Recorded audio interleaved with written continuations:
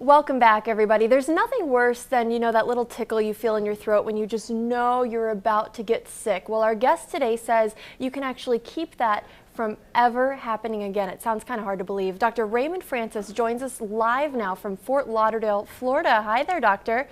Hey, how are you? Good, good. I'm so glad we could make this work out. So you have this book that's called Never Be Sick Again, and that sounds amazing, but it's hard to believe.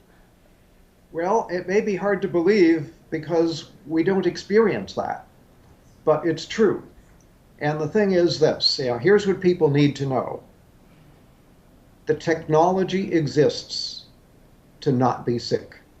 The information we already have is sufficient to prevent and reverse this epidemic of chronic disease that we have in America. And as you pointed out, you don't even have to have a cold.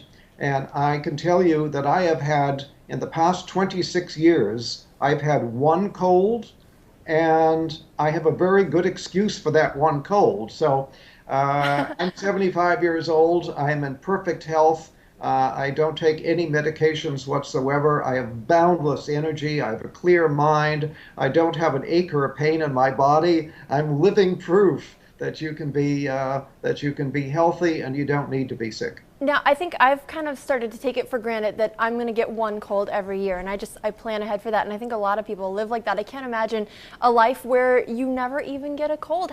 So what are you doing? Well, I have to tell you, at age 48, I almost died. My death was a medical certainty, and I had to use my own knowledge of biochemistry to save my life and then to restore my health. And that's what got me interested. Almost dying really caught my interest. What I do, I changed my diet. I changed my lifestyle. I've learned how to eat good food. I take very high quality supplements. In fact, I now make my own supplements and sell them, very, very high quality.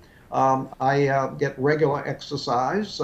I meditate on a regular basis.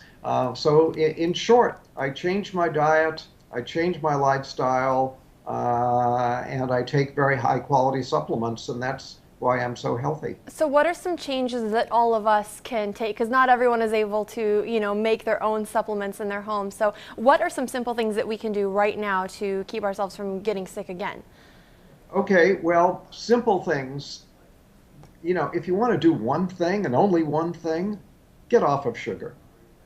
Sugar is a deadly metabolic poison. And if you look at it from a biochemical standpoint as to what happens to you when you eat sugar, I wish I had a blackboard here right now and I could fill a whole wall with what happens when you eat just 1 teaspoon of sugar. Now, what about the sugar in, say, like fruit or apple juice or something like that? Well, apple juice, no, but fruit. If you eat a piece of fruit, that's okay. Okay. A fruit juice is not okay because you get too much bioavailable sugar and you get a sugar spike in your blood. But when you get a sugar, you can eat 1 teaspoon of sugar. Within 2 hours, your immunity will be reduced by 50%. And then people say, oh, I caught a cold. No, you didn't. You reduced your immunity and you then made yourself susceptible to an infection. So that's why I don't get colds. I don't get infections because I keep my immunity strong. I don't eat sugar. All because of sugar. So that bag of jelly beans we've been passing around here in the newsroom ever since Easter, that's something that's hurting us. Bad idea. Bad idea. Yeah, you don't want to do that. Sugar, as I say, is a deadly metabolic poison. And what I mean by that is that it screws up all of your biochemistry. Just 1 or 2 teaspoons of sugar will throw your normal biochemistry into chaos for a period of 6 to 8 hours. And that's not very much sugar. It doesn't sound like a lot. Sugar.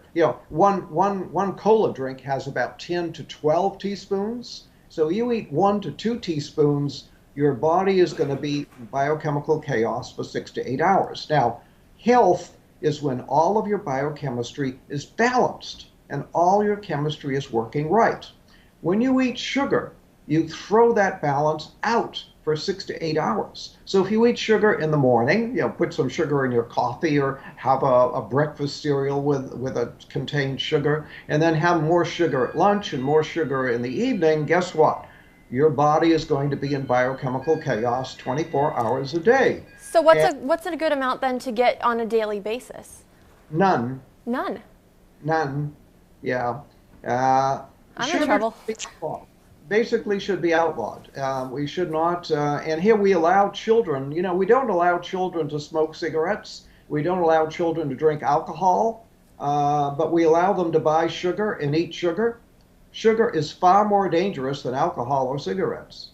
Really? Yeah, I was going to ask you, what do parents need to do? Because you're going to have a hard time convincing your child who wants candy right now that that's not good for them.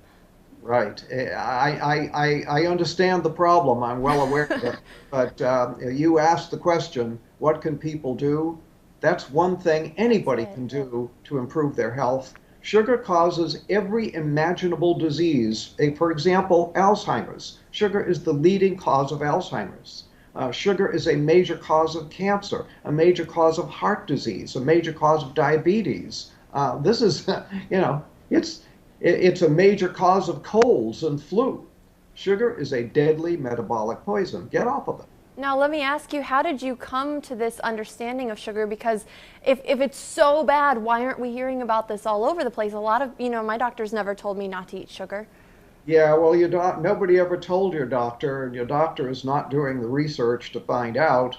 And the sugar industry spends so much money on campaign contributions to members of Congress that sugar is actually subsidized in America. It should be outlawed, and it's subsidized.